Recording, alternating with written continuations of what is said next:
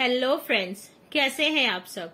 Cinematic screen एक बार फिर से आपके लिए लेकर आया है एक भूतिया मूवी की कहानी जिसका नाम है a nightmare on Elm street 2010।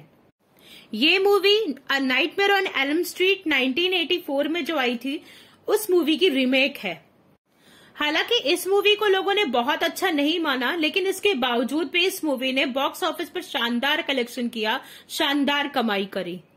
तो दोस्तों, इस मूवी में लास्ट में मैं बताऊंगी कि इस मूवी की एंडिंग में एक्चुअली होता क्या है, और एक बहुत जरूरी बात बताऊंगी मूवी को लेके। तो हमारे साथ अंत तक जरूर बने रहिएगा। तो चलिए ज्यादा टाइम न वेस्ट करते हुए सीधे चलते हैं मूवी एक्सप्लेनेशन की ओर। कहानी की शुरुआत में स्प्रिंगवुड डिनर नाम का एक रेस्टोरेंट दिखाया जाता है, जहाँ पे डीन नाम का लड़का बैठा होता है और वो अपनी गर्लफ्रेंड क्रिस का इंतजार कर रहा होता है। इसी रेस्टोरेंट में नैन्सी नाम की एक वेट्रेस होती है जो कि डीन की स्कूल की फ्रेंड होती है। उसके बाद क्रिस वहां आ जाती है। डीन उसे बताता है कि वो बहुत रातों से सो नहीं पा रहा है, उसे बहुत अजीब सा फील हो रहा है। और बात करते करते अचानक से डीन की आंख लग जाती है। आंख लगते ही उसे सपने में एक बहुत ही डरावना आदमी दिखाई देता है। उसका चेहरा पूरी तरह जला हुआ होता है।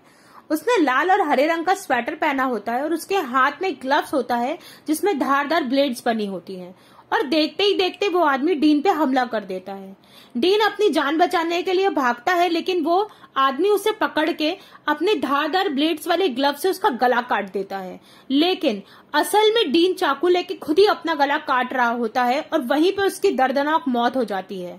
और उसकी मौत के साक्षी बनते हैं उसकी फ्रेंड नैन्सी और उसकी गर्लफ्रेंड क्रिस। अगले सीन में हमको डीन का फ्यूनरल दिखाया जाता है, जहाँ पे क्रिस को अपने और डीन के बचपन की एक फोटो दिखाई देती है, जिसके बारे में उसको कुछ भी याद नहीं था, क्योंकि वो फर्स्ट टाइम डीन से हाई स्कूल में मिली थी। और वो ये देख के काफी हैरान हो जाती है। वहीं नैन्सी क्रिस के पास आके उन सपनों के बारे में कुछ कहने की कोशिश करती है, लेकिन क्रिस के एक्स बॉयफ्रेंड जेसी उसे आके वहाँ पे रोक देता है। फिल्म आगे चलने लगती है। उसके बाद क्रिस को भी इसी तरह से डरावने उस आदमी के सपने आने लगते हैं। क्रिस के डरावने सपने बढ़ते ही चले जा रहे थे, इसीलिए वो डर के मारे जेसी को अपने पास रहने के लिए बुलाती है। वो अपने सारे नाइटमेयर जेसी के साथ शेयर करती है और बातों बातों में उसे ये भी पता चलता है कि जेसी को भी सेम नाइटमेयर्स आ रहे हैं। उसके बाद दोनों टाइम स्पेंड करते हैं और सोने चले जाते हैं।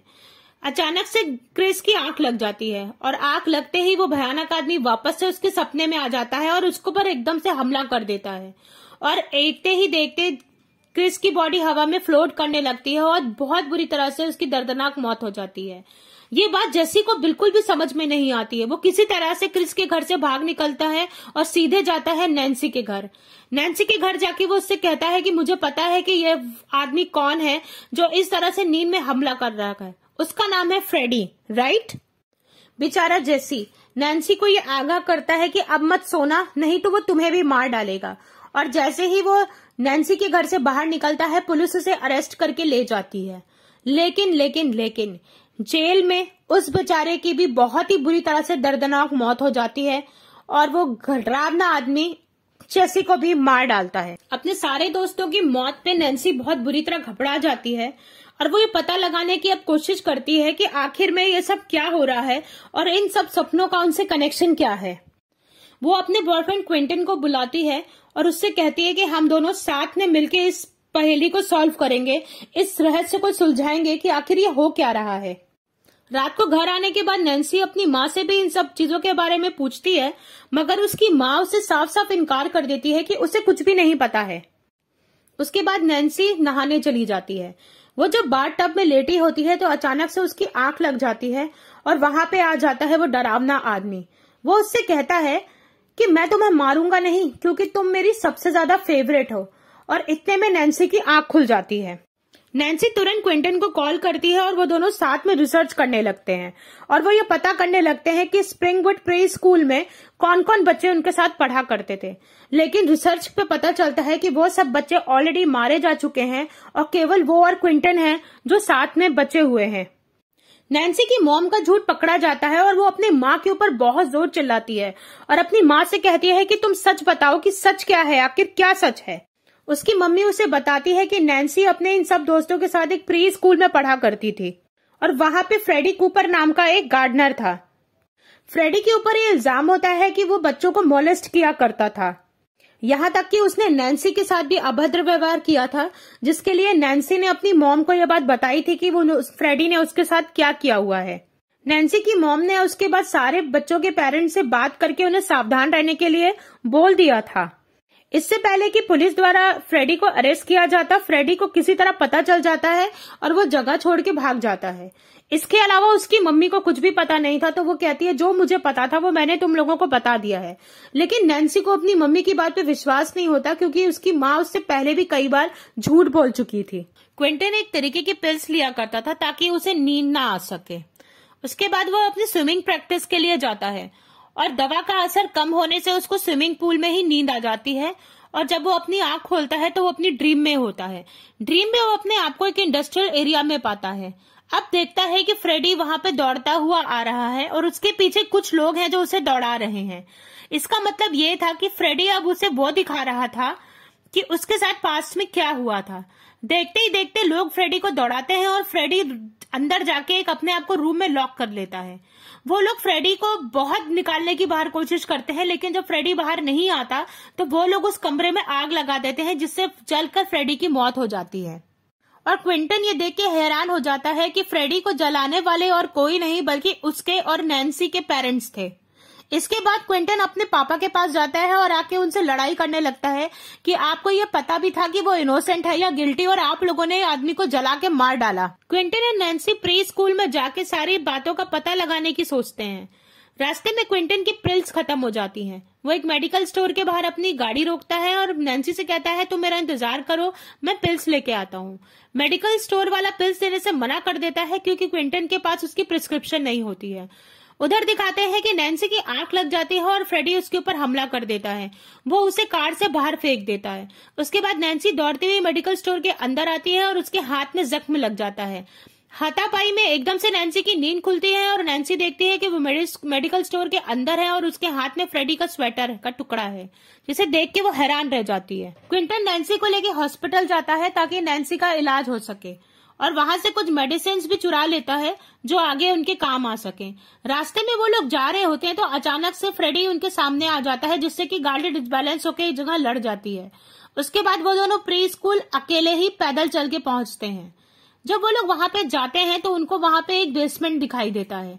बेसमेंट में जाते हैं तो उनको अपने पुराने स्कूल के दिन थोड़ा थोड़ा याद आने लगते हैं। इतने में नैन्सी को एक सीक्रेट डोर दिखाई देता है। जब नैन्सी उस सीक्रेट डोर का दरवाजा तोड़ती है क्विंटन के साथ और अंदर जाती है तो वहां पे जो फोटोग्राफ्स क्विंटन देखता है उससे उसके होश उड़ जाते हैं। वो नैन्सी को नहीं दिखाना चाहता, लेकिन नैन्सी तो भी छीन के उससे जब वो फोटोग्राफ्स देखती है तब उसे समझ में आता है कि उन फोटोग्राफ्स में वो थी और उसके साथ फ्रेडी क्या क्या गंदी हरकतें किया करता था। यानी कि ये बात सच थी कि फ्रेडी छोटे बच्चों को मोलेस्ट किया करता था, उनके साथ गंदी हरकतें किया करता था। क्विंटन और नैन्सी अब ये बहुत अच्छी तरह समझ गए थे कि फ्रेडी बिल्कुल भी इनोसेंट नहीं है और जो भी वो कर रहा है वो उनसे बदला लेने के लिए कर रहा है। उसके बाद दोनों मिलकर ये प्लान बनाते हैं कि जिस तरह ड्रीम वर्ल्ड से रियल वर्ल्ड में उसके हाथ में फ्रेडी का स्वेटर आया था, इसी तरह वो उसे घसीट के इस वर्ल्ड में लेके आएगी ताकि वो दोनों मिलकर उसको मार सके। नैन्सी सो जाती है और क्विंटन सारे इंतजाम कर लेता है। नैन्सी जैसे ही अपने ड्रीम में जाती है तो वहां पे फ्रेडी फिर से उसको टॉर्चर करने लगता है और उसे बहुत बुरी तरह डराता है, कभी खून के तालाब में, कभी दलदल में, यहाँ तक कि वो उसे बचपन में जो फ्रॉक बना के मोलेस्ट किया करता था वो फ्रॉक भी बनाता है। बेड पे लाने के बाद जैसे ही वो नैन्सी को मारने लगता है, नैन्सी उसे कस के पकड़ लेती है और क्विंटन रियल वर्ल्ड में नैन्सी के सीने पे एक इंजेक्शन लगा देता है, जिससे कि नैन्सी फ्रेडी को खींच के रियल वर्ल्ड में ले आती है। उसके बाद उन सबकी हाथापाई होने लगती है। हाथापाई में नैन्सी फ्रेडी का हाथ काट देती है और उसका गला काट देती है। हालांकि फ्रेडी ने क्विंटन को बहुत बुरी तरह मारा होता है, जिससे क्विंटन घायल हो जाता है, लेकिन उसके बाद हिम्मत दिखा के नैन्सी पूरे कमरे में आग लगा देती है। क्विंटन को लेके जब वो बाहर निकलती है तब तक पुलिस वाले आ चुके होते हैं। पुलिस वाले आग बुझाने की भी कोशिश करते हैं और क्विंटन को और नैन्सी को हॉस्पिटल ले जाते हैं। क्विंटन को हॉस्पिटल में एडमिट कर दिया जाता है। उसके बाद नैन्सी जो क्विंटन को हॉस्पिटलाइज करके घर वापस आती है तो अपनी माँ की तरफ देखती है। उसकी माँ उसके पास आके कहती है सॉरी, जो मैंने तुमको पूरी बात नहीं बताई। इतने में मिरर के पीछे से उनको फ्रेडी वापस दिखाई देता है और फ्रेडी उसकी माँ की आंखें फोड़ के उसे वापस अपने ड्रीम वर्ल्ड में ले जाता है। ये देखकर नैन्सी बुरी तरह हैरान और शॉक्ड रह जाती है और इसी के साथ ये मूवी यहीं पे कट हो जाती है। सबसे बड़ा सवाल आपके मन में ये होगा कि क्विंटन और नैन्सी के द्वारा मारे जाने के बाद फ्रेडी कूपर वापस कैसे आया। तो फ्रेडी की बॉडी तो बहुत साल पहले ही जला के मार दी गई थी और अब बची थी उसकी मॉन्स्टरस सोल, जो कि ड्रीम वर्ल्ड से रियल वर्ल्ड में ट्रेवल करके किसी को भी मार सकती थी। ड्रीम वर्ल्ड में तो वो हमेशा जिंदा ही था और वो लोगों को इसीलिए मारा करता था। आई होप आपको ये समझ में आ गया होगा। और बात करें इस मूवी की सीरीज थी, तो इस मूवी की में टोटल 7 सीरीज हैं जो 1984 से लेके 2003 तक बनी है। और मैंने जिस मूवी का एक्सप्लेनेशन आपको किया है वो मूवी 1984 में बनी थी। ये इस सीरीज की अब तक की सबसे बेहतरीन सीरीज में से एक है, जिसकी सिनेमेटोग्राफी और जंप स्केयर्स बहुत अच्छे हैं। तो आई होप कि आपको मूवी पसंद आई होगी और मेरा एक्सप्लेनेशन भी। और अगर मेरा एक्सप्लेनेशन आपको पसंद आया है तो प्लीज मेरे चैनल को सब्सक्राइब करिएगा और लाइक का बटन जरूर प्रेस करिएगा। तब तक के लिए घर में रहिए, सुरक्षित रहिए और अपने परिवार के साथ अच्छा टाइम स्पेंड करिए और हमारे सिनेमैटिक स्क्रीन के एक्सप्लेनेशंस को सुन के मनोरंजन लेते रहिए। Thank you, bye bye.